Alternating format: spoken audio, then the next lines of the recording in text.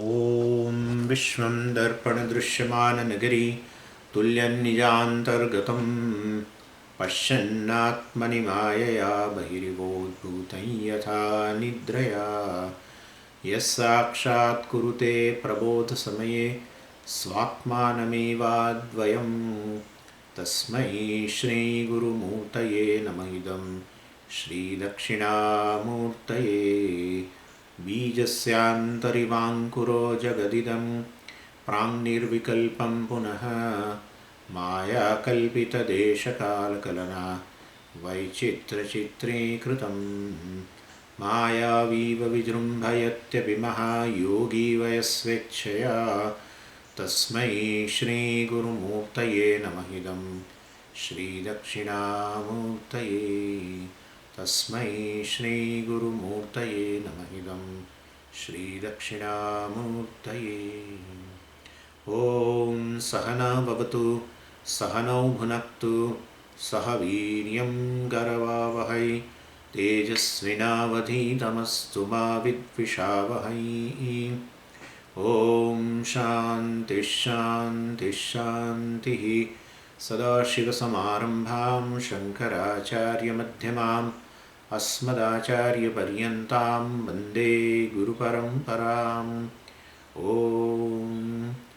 ॐ पार्थाय प्रतिबोधितां भगवता नारायणेन स्वयं व्यासेन ग्रथितां पुराणमुनिना मध्ये महाभारतम् अद्वैतामृतवर्षिणीं भगवतीम् अष्टादशाध्यायिनीम् अम्ब त्वामनुसन्दधामि भगवद्गीते भवद्वेषिणीम् यं ब्रह्मा वरुणेन्द्ररुद्रमरुतः स्तुन्वन्ति दिव्यैस्तवैः वेदैः साङ्गपदक्रमोपनिषदैः गायन्ति यं सामगाः ध्यानावस्थिततद्गतेन मनसा पश्यन्ति यं योगिनः यस्यान्तं न विदुःसुरासुरगणाः देवाय तस्मै नमः देवाय तस्मै वर्स 51 कर्मजं बुद्धियुक्ता हि फलं त्यक्त्वा मनीषिणः जन्मबन्धविनिर्मुक्ताः पदं गच्छन्त्यनामयम्. So, tyaktva, having given up, what? Phalam, result. Result of what? Karmajam, karmanaha jatam. It should be a panchami tatpurusha. So, karmanaha jatam. So, born of action. Buddhi yuktaha, well, so when they give up this result of an action, then definitely they become wise. Janma bandha vinirmuktaha, then they become freed from bondage of this birth.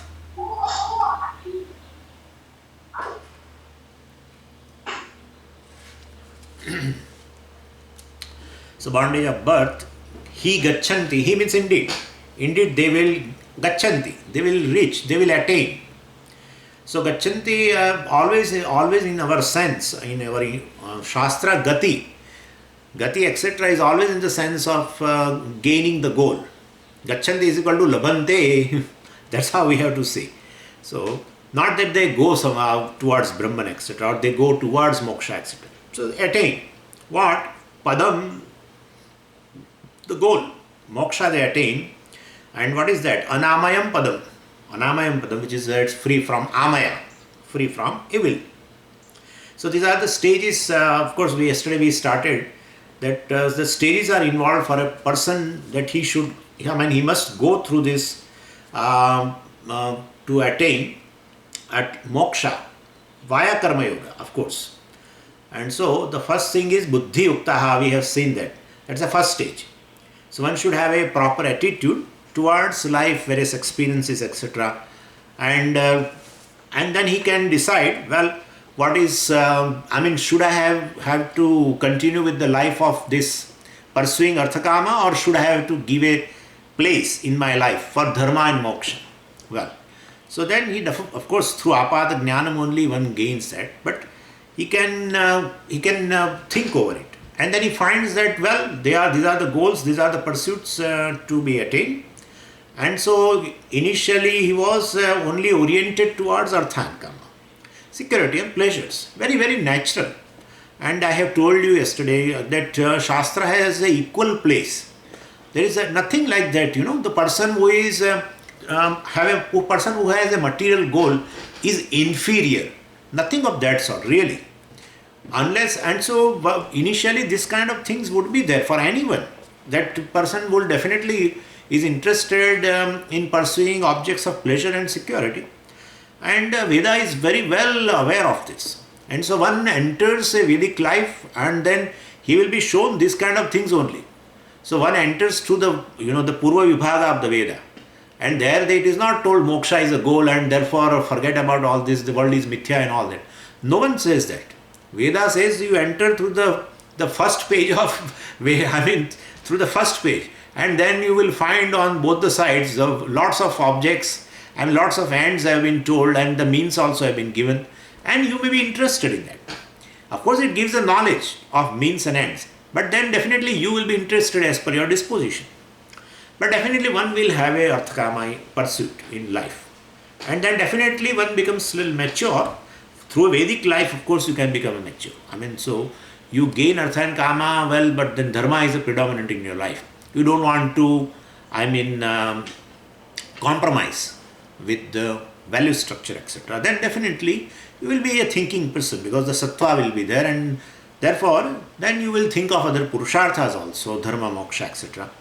And then, the person, of course, when in his life this dharma and moksha becomes predominant, which is really a very healthy attitude in his mind, and then this person is called buddhi yukta. He has really used his intellect for this purpose, for doing this discrimination. But Swamiji, let me tell you, you were earlier saying moksha is only goal. Now you are saying dharma moksha is one side. Yeah, correct, very true. Because dharma means karma yoga, basically. Karma yoga is what? The attitude in choosing an action. What is that attitude? Conforming to dharma. That is what the Kaushalam we have seen also. And therefore, even before doing karma yoga, you will do purushartha viveka. In that you will divide into two groups, all four purushartha. On one side, Artha and Kama, which is simply material pursuit, and Dharma and Moksha on the other side. And definitely, and if you are interested and discover that Moksha is the ultimate goal, then you will have an attitude, whatever you are doing, actions you continue to do. But definitely you will have an attitude of conformity to Dharma, etc. What you are supposed to do, you do, whether you like it or not, etc., etc. We have seen all this. And such a person is called Buddhi Yukta, Viveka Yukta. He has that done, a Purushartha Viveka, and chosen, and designed the life accordingly. That's the first stage. Then, Karmajam Phalam Tyaktva, well, definitely then Karmajam Phalam Tyaktva means he will not have insistence now for the particular, results expectation will be there, but insistence is not there because he is Karma Yogi. So, Prasada Buddhi is there in his life, definitely. He has a sameness towards the result of an action. That is called Tyaktva. Having given up the result of an action. That's not insistence he has given up. And he takes it as a sameness. He has a sameness towards the result of an action, towards the situation, whatever comes in his life. He has the sameness. Seeing the Ishvara's hand as a karma phaladata, etc. So this is a second stage. And then in the third stage, definitely, if he is a karma yogi now, then manishinaha bhutva. So first two stages are not just enough. Buddhi yuktaha means he has the Purushartha Viveka and then he is a Karma Yogi also. But that is not sufficient. He should have a Manisha. Manisha means he should have a Jnanam, Atma Jnanam. And so Manishinaha Bhutva, that's the third stage, of course. So a person has come to now Jnana Yoga, of course. And when finding out the true goal of life, of course. What is that goal we were discussing yesterday? Well, then we said also, this Arthakama is basically material goal. Dharma and moksha is, we call it spiritual goal, etc. Well, definitely it's a inner, and that will bring inner growth. And artha kama will definitely a outer growth. I mean, in terms of material, means it is an outer growth. And so to understand what is really means inner growth, etc., if you look at the nature, you will find what you should do. See, what happens is, if you take an animal or a plant, what do? Just see that. So we have to see in the nature. So let's take a plant. So it grows. It's a natural process, of course. So, the seed becomes a sprout, and then it becomes a small plant, and then it becomes like a tree. So natural programming, of course, naturally programmed for a plant is ultimately to grow. And it is growing and growing and growing and growing. And while they grow, they start contributing. Yeah, as a plant itself, it starts contributing less things. It contributes very less. But as it grows more, it contributes more. And when the tree is fully grown, it contributes maximum. I mean, including twigs and then shadow and maximum oxygen and then fruits. Because we always say the fruits, Swamiji, we are not getting fruits of our mango plant. Why? Because it is not mature. They say it is not mature. Anyway, so what I am saying is, ultimately, maximum growth means what? Maximum growth means maximum contribution. That is what in the nature is. And therefore, so this is how, and then after that they wither and perish away. But similarly, animals also, if you see, they grow and reach the maximum growth, and they then, of course, wither away. But while they are growing, after a certain stage, they also start contributing. Like our cow. Fully grown cow gives maximum milk. But even before that, when it is growing, it starts giving, but not maximum milk. When it is fully grown, it gives maximum milk. Then, of course, then they also, die, etc. So they also wither away. So the natural, if you look into the nature, well, which is Ishvara. Ishvara is conveying you what you should do. Why should it convey to me? Because I have a choice. Whether I can grow inner or not, that's a different time. Physically, I can grow. There is nothing problem. But Swamiji, where you are talking about a mature tree and mature plant and all that, that's just a physical growth. How you are not talking there about inner growth. But for them, there is not a problem, because their programming is such that the physical growth and their inner growth, or the maturity, emotional maturity, is one and the same. They need not have to initiate. Why they need not have to initiate? Because the freedom is not given to them. The choice is not there, and therefore they grow emotionally also. Puja Swamiji's lecture, if you hear on Vedanta and emotional maturity, I'm just giving you the reference, and there he nicely explained this, that other than human being, all the creatures grow physically also. There is not much effort in growth, physical growth, because it is very natural, and inner growth also, that is emotional growth, also takes place. But in human being, physically he grows, and sometimes he grows more than what is expected also.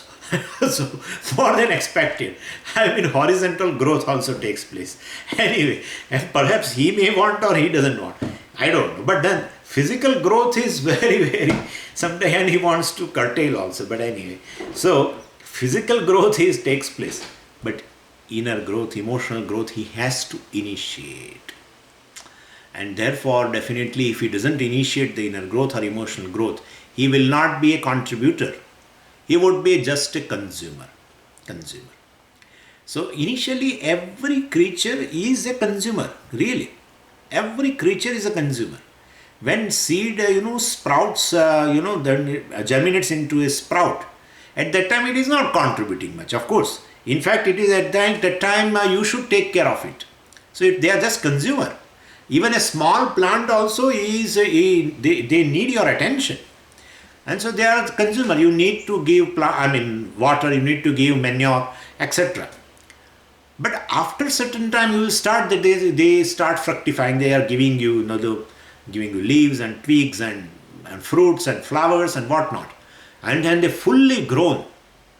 And the contribution starts, and then fully grown tree or fully grown animal contributes maximum in the creation.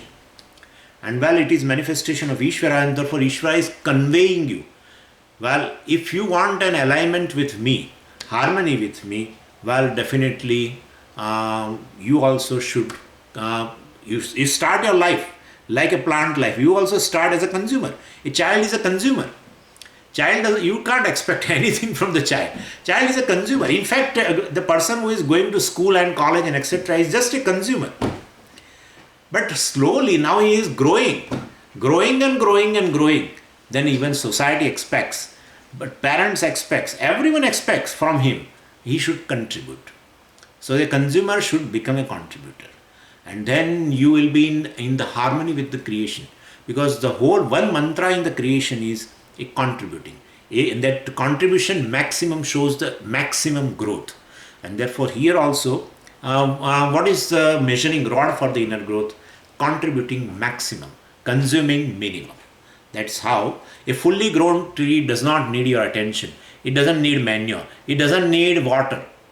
And it gives out maximum. A fully grown animal also, definitely takes minimum care from you. Minimum care. And maximum they give. Maximum they contribute.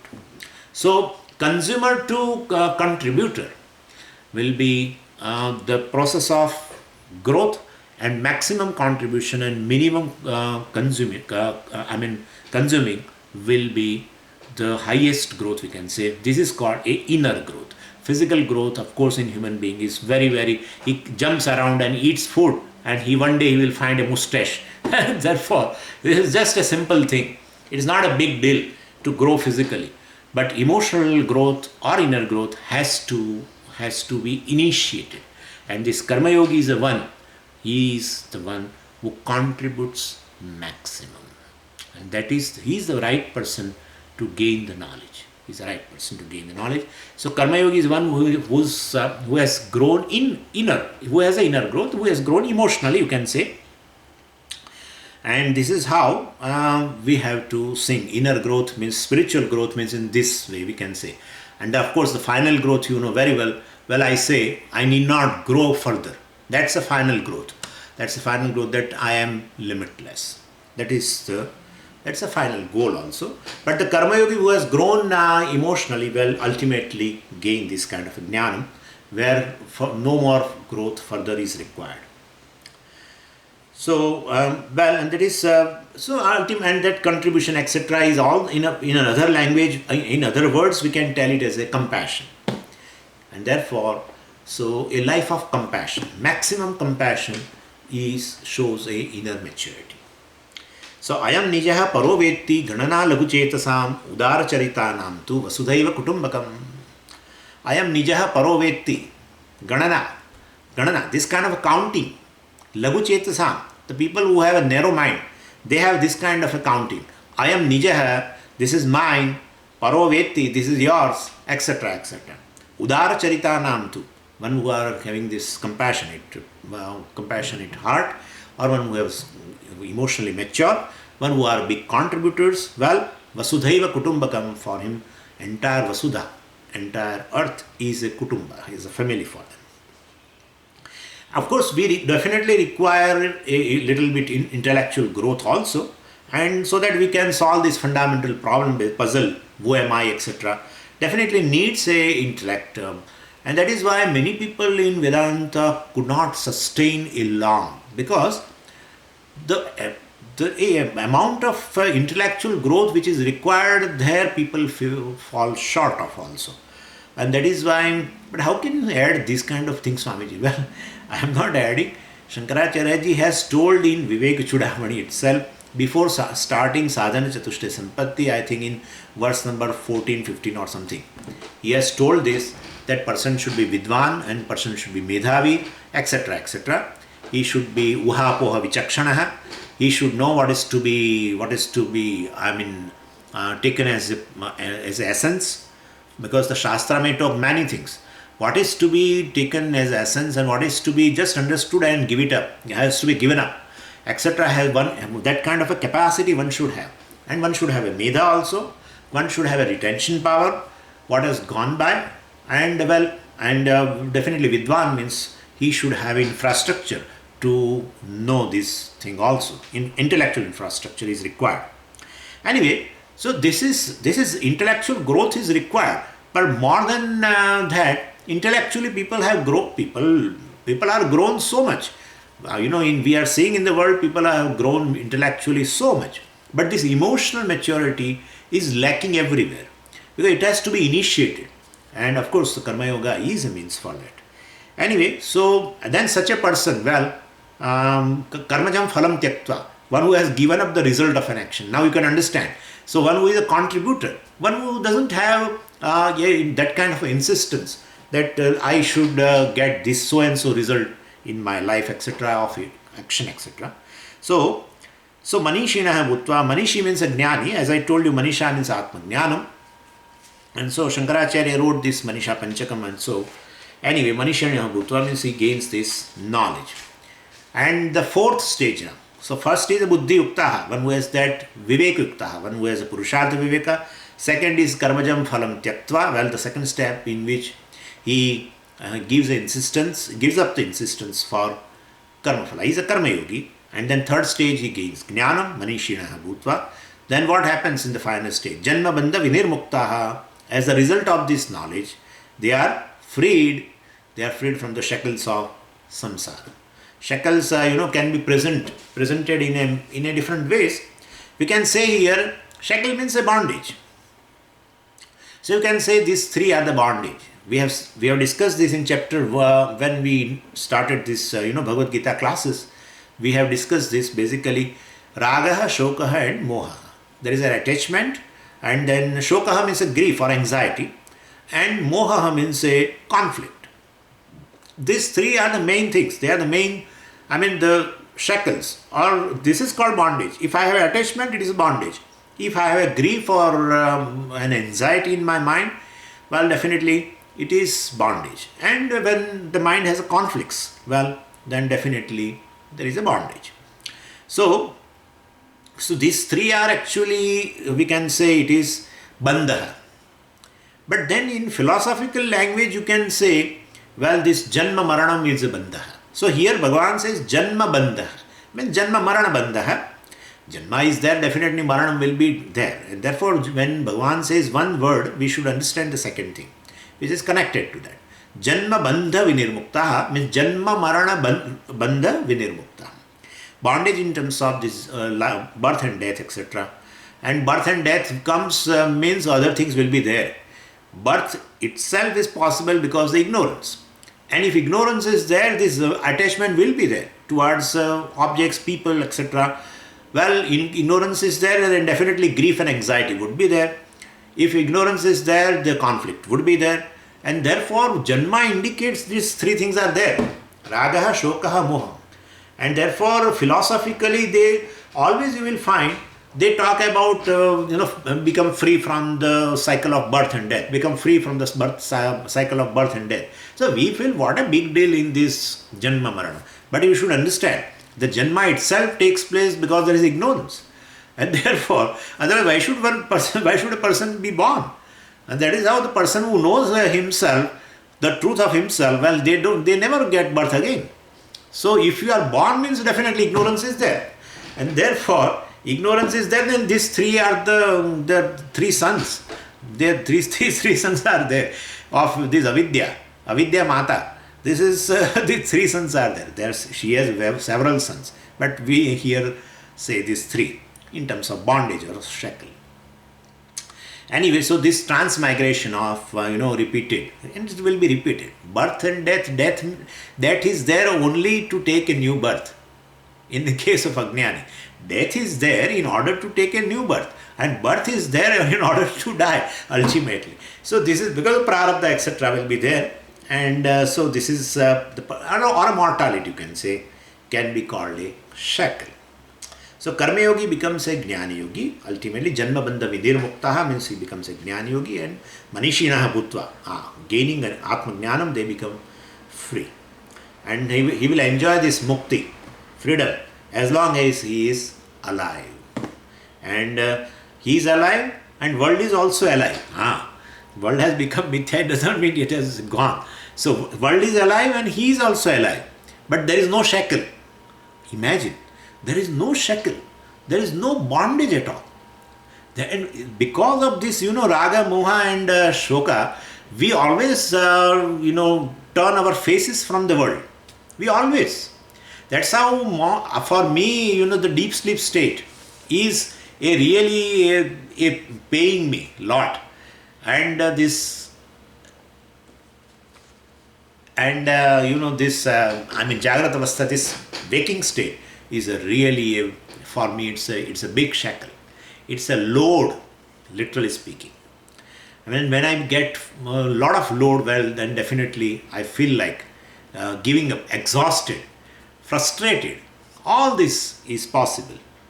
But this person, well, one who has gone through the stages, definitely he is free, he is alive and he is free.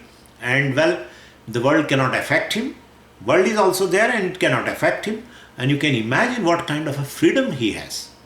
And so this is called Jivan Muktaha. Well, we are going to discuss in the section called Sthita Prajna. Anyway, so once the prarabdha is over, then something happens. Anamayam padam gachanti, last thing. Anamayam. Amayam is, I have told you, evil. And anamayam, free from evil. So the person merges into Brahman. Anamayam padam means he gains something which is free from evil. That is Brahman, which is limitless and gains Videha Mukti. So this is a very beautiful, comprehensive verse beginning from Karma Yoga up to Jnana Yoga and then to Jivan Mukti and then finally Videha Mukti. So this is Bhagavan as though is summarizing the entire Bhagavad Gita, literally speaking. I feel that in Bhagavan's mind this Bhagavad Gita discussion is over. That unless that in the verse 54 he asked the question, Arjuna asked the question and then I started again. Otherwise, this essence of the entire Bhagavad Gita is as though going to be over. And so these are the verses where you will find again Bhagavan is talking about all the stages and everything up in a human life where he can have a Jivan Mukti and as well as he will be free from birth and death, called Videha Mukti also. Anyway, let's see now verse 52.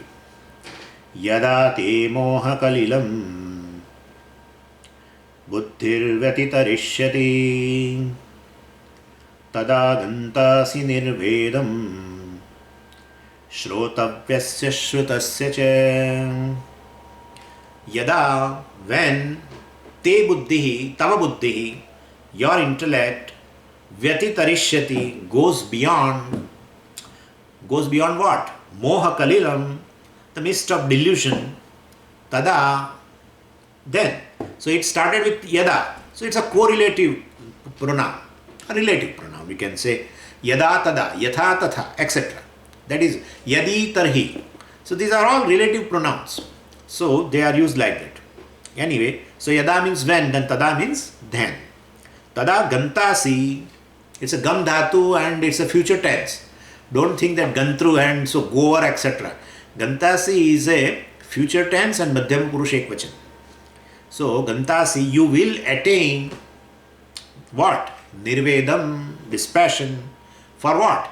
Shrotavyasya shrutasya cha. Towards what is yet to be heard. Means towards what is heard from where? Shruti only, right? Shruti, that's how the word Shruti is there. So what is yet to be heard from the Shruti? And Shrutasya cha, what is already heard. So when your intellect goes beyond this mist of delusion, then you will definitely attain dispassion towards what is yet to be heard and what is already heard. This is just a translation. Now this last two verses, why I am saying last two? Because afterwards, the Sthita Prajna section begins with the Arjuna's question in verse 54. So now verse 52 and 53, you find nothing but the elaboration of the previous verse. Previous verse we saw the stages, right? Those stages are again elaborated in these two verses.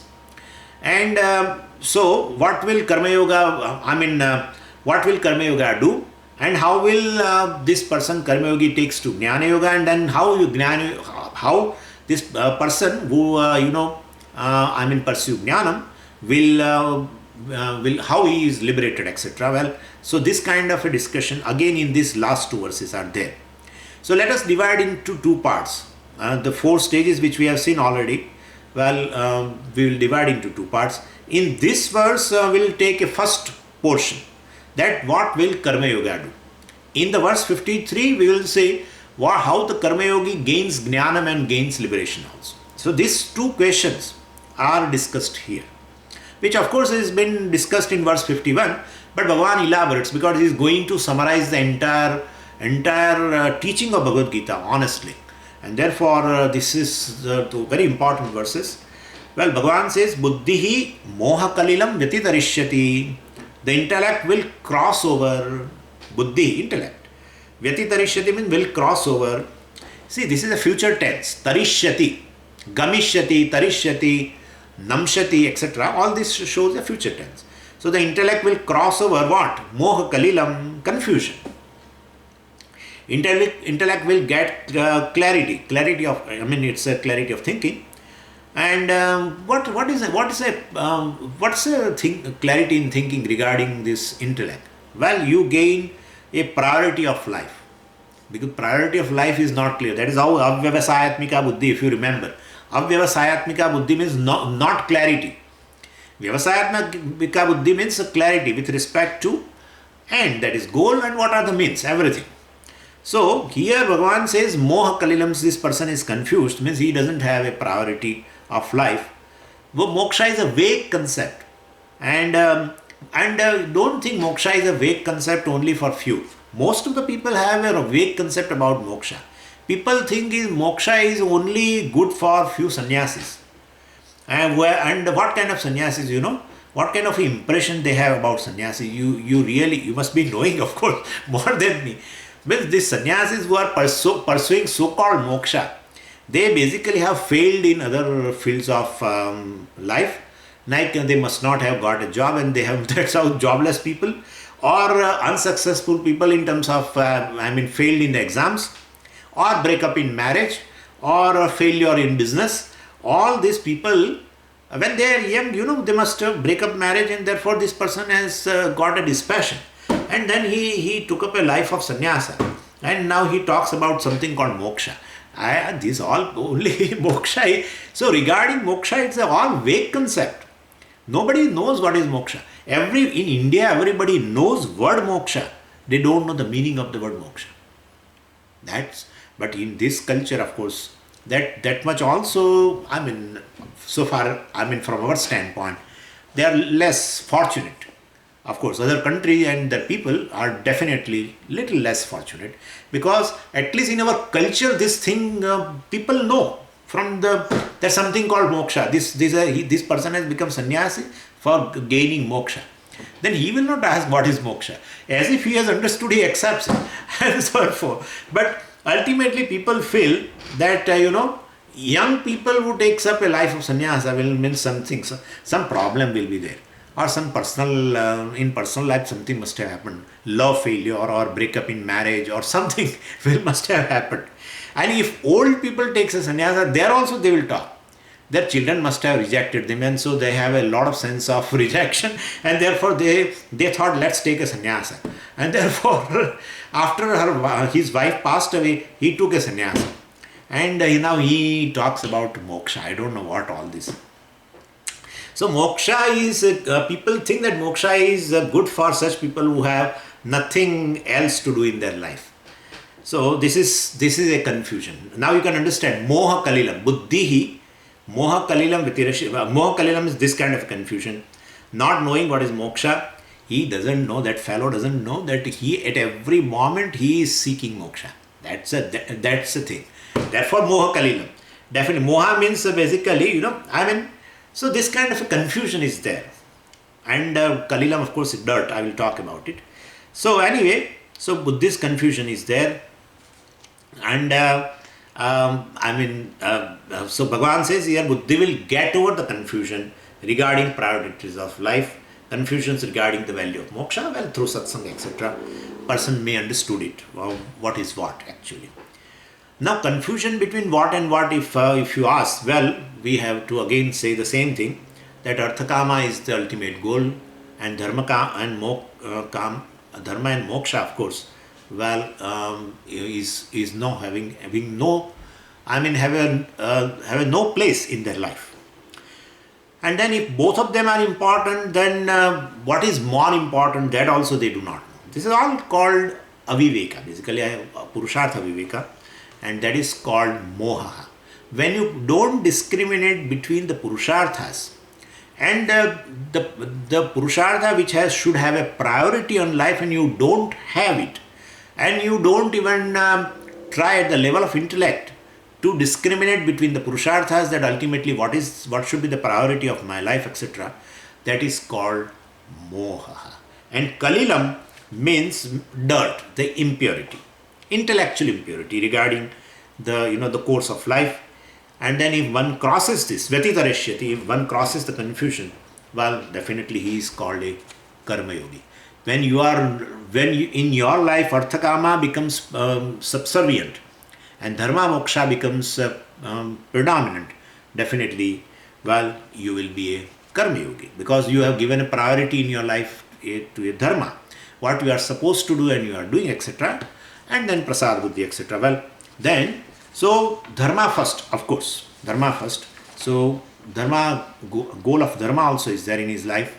And he is leading a religious life, he is leading a life of a karma yogi, you can say. And then what happens? Tada gantasi nirvedam. Well, when the conflict in the intellect goes away, then nitya viveka or purushartha viveka comes, then natural consequence will be nirvedam. Nirvedam, this word has come even in the Upanishad, and that is called vairagyam. So said gantasi nirvedam means he will gain dispassion. Gantasi is also, again I have told you, it's a future tense.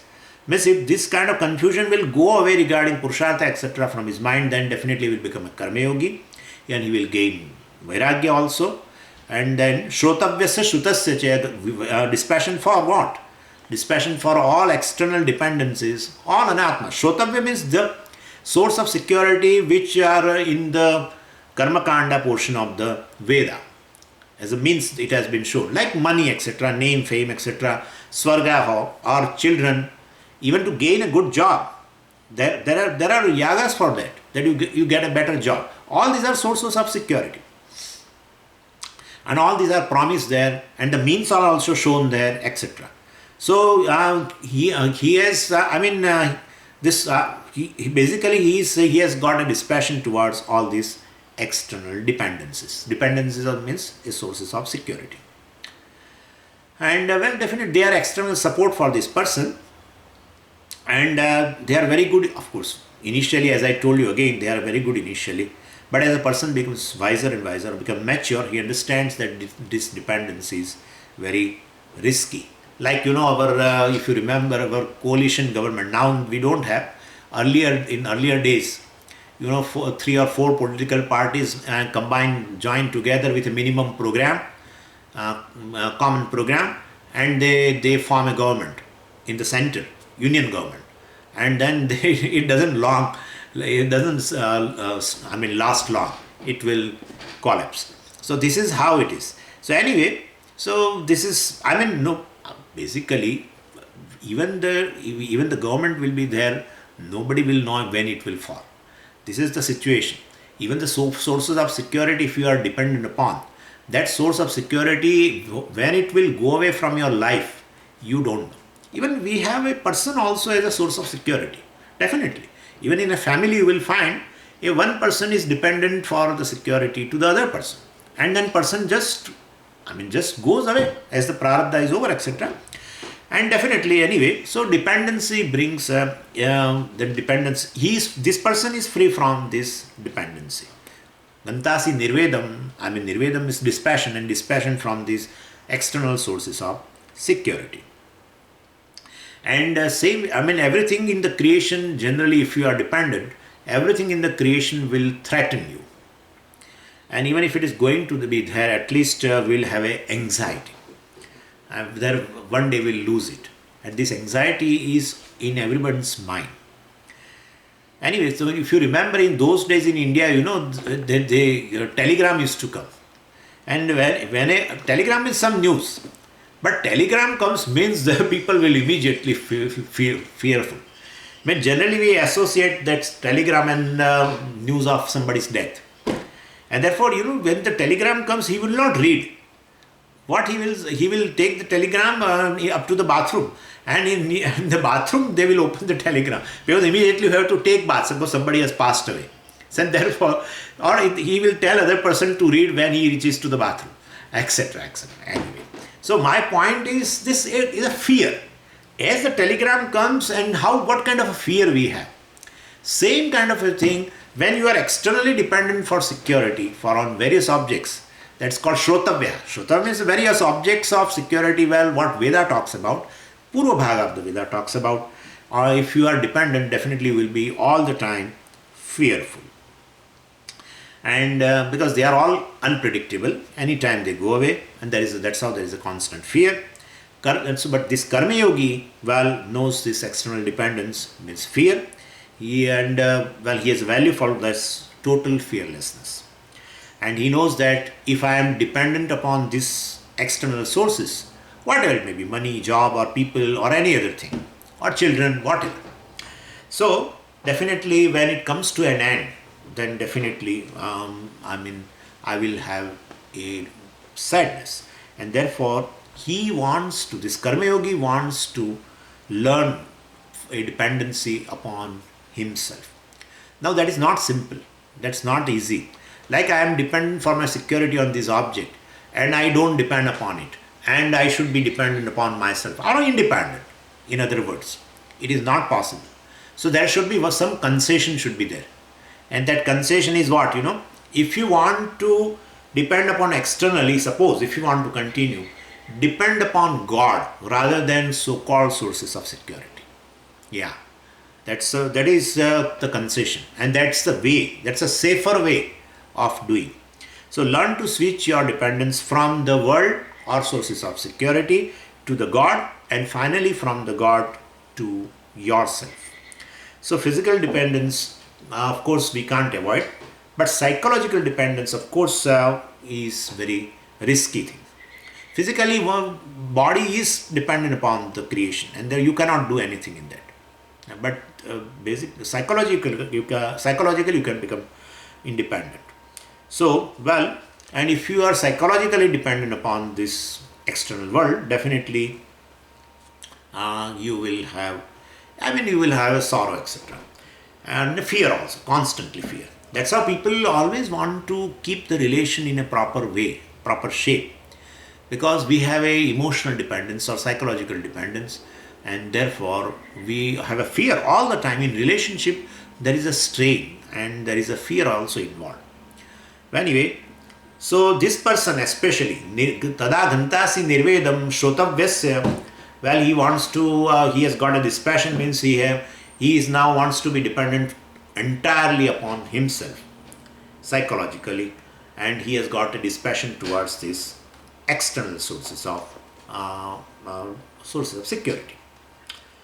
And we should remember this dispassion word comes, nirvedam is dispassion.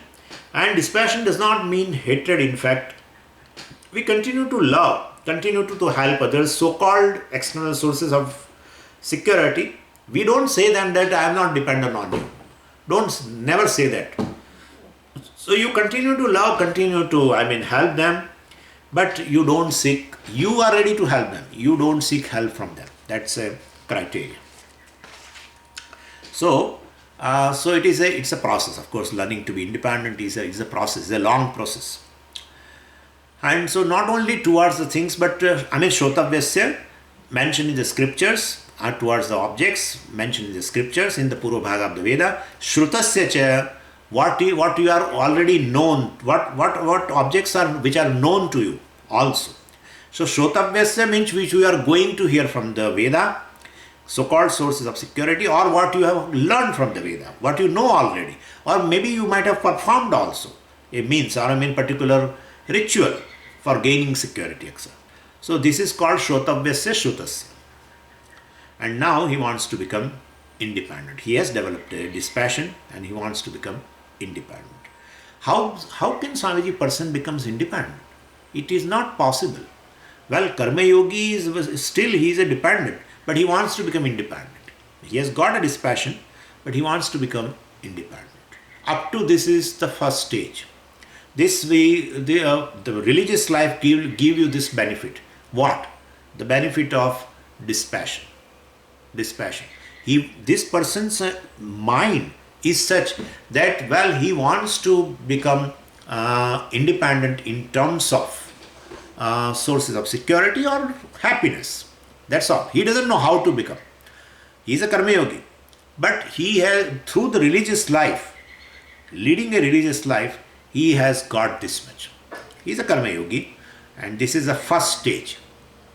Now the second stage, is talked in the last verse, the 53rd verse. Shruti vipradipannate yada sthasyati nischala samadha vachala buddhihi tada yogam avapsasi. Yada, when, te buddhihi, te means tava.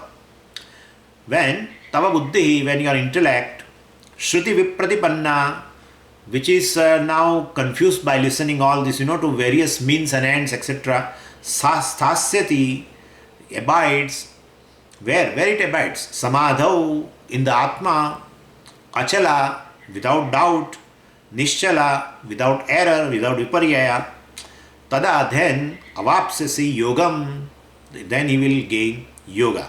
So means where your intellect, which is confused by listening of various means and ends of various means of gaining security and pleasure, well, sthasyati, because of Karma Yoga, he has got a dispassion and now it abides in the Atma and through the Jnana Yoga. Then, and that Jnanam should be what kind of a Jnanam?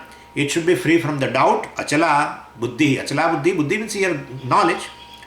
And he abides his knowledge when it is free from the doubt. And Nishala, without, and it doesn't have any error, etc., viparya, etc. Then he will attain yoga. He will attain the nishtha. This is the last verse. I mean, before how the person becomes sthita prajna, Bhagavan is to here now concluding that way.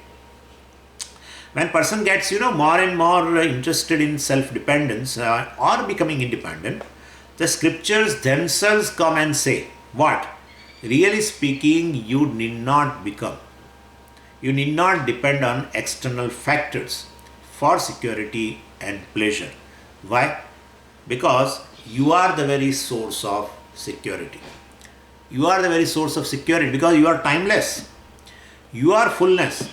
And that we are not talking you all this thing which is imaginary. You have experienced your fullness. And you are just consciousness. Consciousness means which is free from the time. And therefore, basically, you are the very source of security because being timeless. If you are time bound, then you should be insecure. If you are not time bound, then where is the question of insecurity? Therefore, you are timeless and you are fullness, happiness. Well, definitely that is expressed even in the deep sleep or getting expressed even in the waking state in certain moments. And therefore, you need not have to depend on external factors for this matter. And he will understand immediately. Why he will understand Swamiji immediately? Because Nirvedam, Bhagavan said already, he has gained a dispassion. Dispassion means free from Raga Dvesha, basically. Because of the Karma Yoga, he has gained dispassion. Dispassion means he is not under the hold of Raga Dvesha. That's what it means.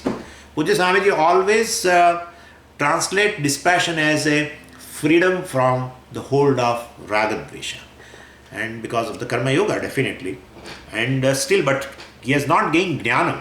So he knows that these external objects cannot give happiness or security. But what is the source? He is in search of the source. And then, this person, when it comes in contact with the knowledge of, then definitely he will know. The Shastra tells him, Upanishad tells him, you are the very source of this security or fullness. Now, just like a person having water right under his own property, and struggles to get it, from outside, and definitely miserably fails sometime. Here you do not have problem because in your country, in this country, lot of water. But in India, there are several cities where tremendous problem, and the corporation does not give water. Either it give for 15 minutes in a day, and then this lorry wala, this lorry comes with the water, etc. They harass so much, and all kinds of problems, so many kinds of problems for water. But suppose this person comes to know that under my property itself there is a perennial flow of water, suppose, or somebody tells, and then definitely that you better dig here itself, and then why do you struggle? And therefore, then once he does that job, well, he becomes happy. So, same way here. The teacher comes and tells him, well, your innermost nature is Atma, which is fullness and which is timeless.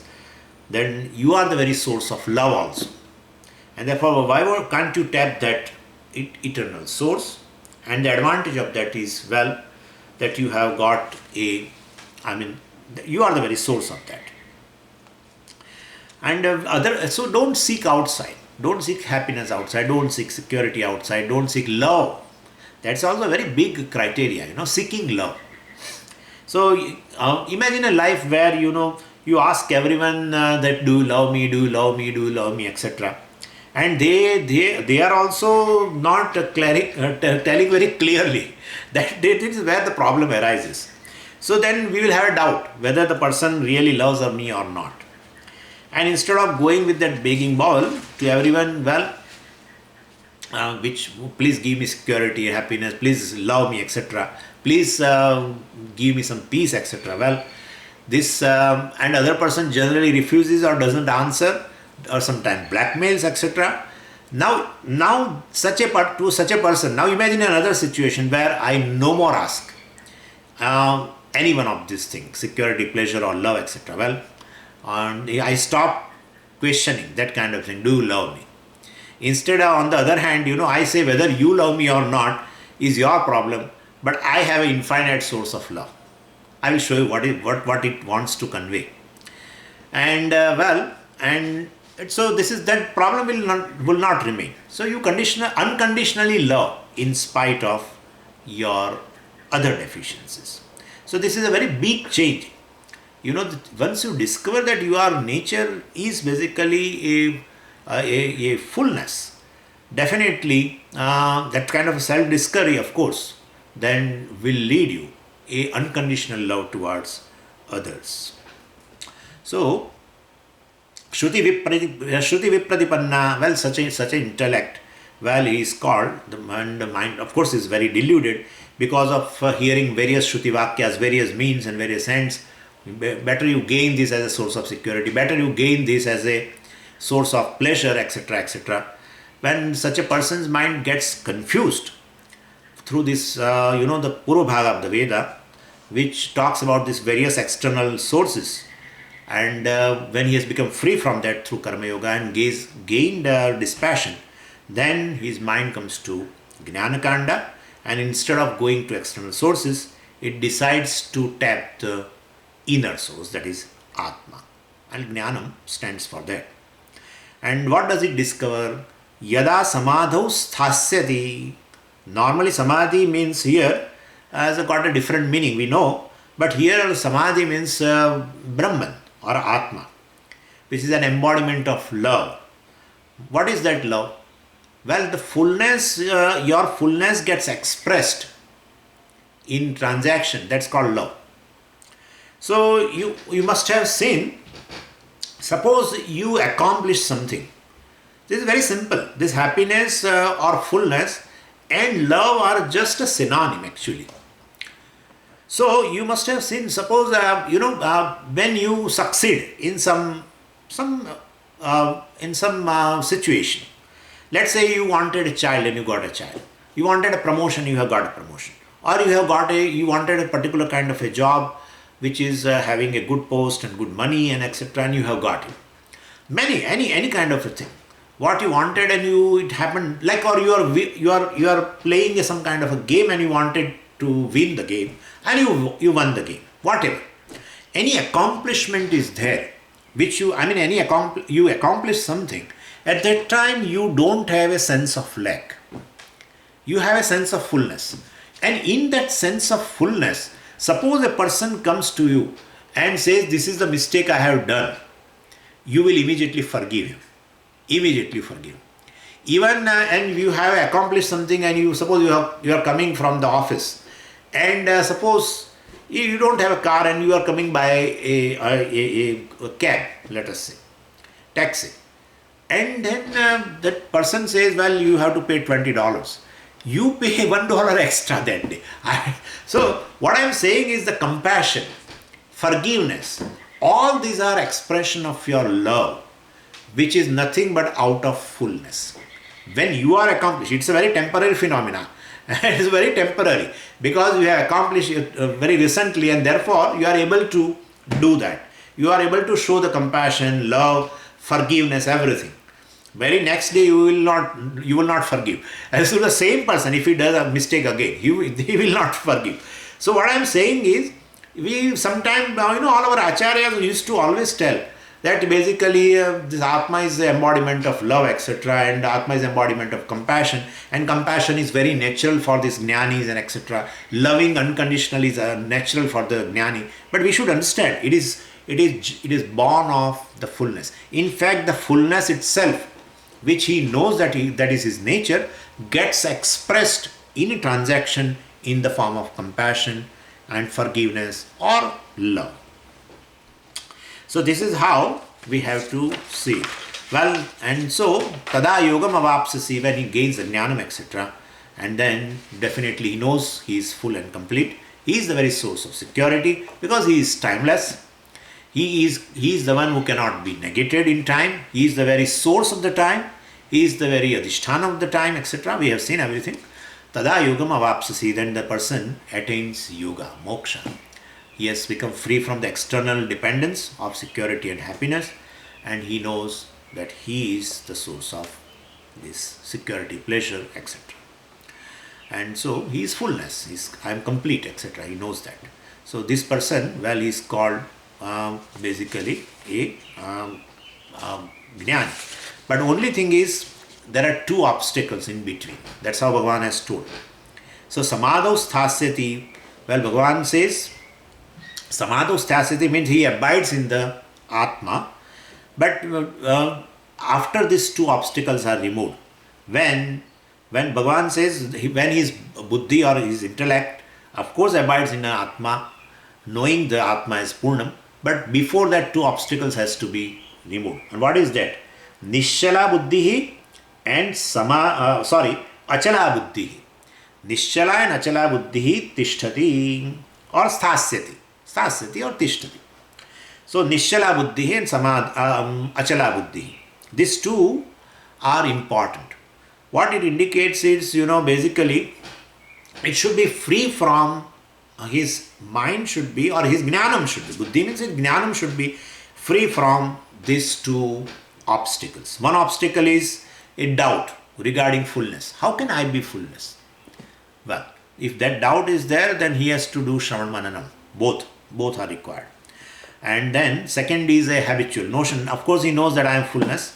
He has gained knowledge. There is clarity. But habitually, he depends again on external factors. It will happen. Because of the strong notion. Like a person who smokes a cigarette for years and can't imagine life without, now he can't imagine his life without smoking.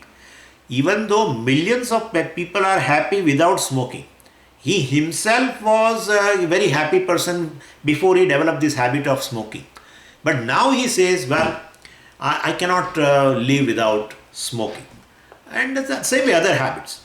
So this kind of a thing, such kind of a dependency is there through the habit, etc. So we have also notion that we can't be full. This is born of ignorance. And that habitual notion persists even after gaining knowledge. So a mind may turn little extrovert in order to gain happiness because of the habitual error. But then Nididhyasanam is one which can remove that habitual error. And they always compare this habitual error as a vasana. Vasana means, vasa means basically a smell. And certain objects are there which even if you remove them, their smell continues. Like one thing is onion. There is no onion in the in your kitchen, suppose. But since you have consumed or you have thrown, whatever it may be, but still the smell continues. Where you have kept it for so many days, etc., the smell continues. Same way the jasmine, etc., the flowers also, good or bad smell, anything. So we call them vasanas. So even they are removed, still their fragrance or that smell continues for days. Same way. So because of avidya, he was having that dehatma buddhi, he was looking upon the sources of security and happiness outside him. And now ignorance is gone. He is very clear that he is the source of security and happiness. Still that habitual error which is compared with that vasana continues for some time. And therefore that also should go. And it goes only through nididhyasana. So Bhagavan says here, achala buddhihi nishala buddhihi sthasyati. Where sthasyati? Samadhau, in this buddhi, while he abides in Atma, free from these two defects, free from these two doshas. Then tada yogam avapsasi, the person will gain moksha. Here yogam means moksha. This is how it is. Tada yogam avapsasi, well, he will gain moksha. Freedom from begging. Begging of what? He doesn't have a begging bowl now. Freedom from the begging of security, happiness, love. He doesn't want.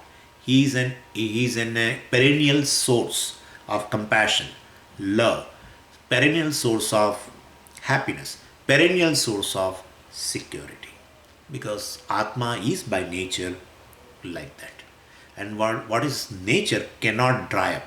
That perennial source means it cannot dry up because it's his nature. So this is regarding the jnani or the sthita prajna. And with this Bhagavan concludes the essential part of the Gita teaching, consisting of Karma Yoga and Jnana Yoga, Brahma Vidya, Yoga Shastra. And now once the teaching is over, Bhagavan kept quiet, thinking that if Arjuna has a question, he would ask. And because Vedanta is not a matter of a belief. Where there is a belief, I would not allow you to ask a question. Anytime you ask a question, I will say something and make you try to keep you quiet. But this is a matter of understanding, wisdom, etc. And doubts are going to be there. So in the mind of Arjuna also, in the mind of a listener, there will be a doubt.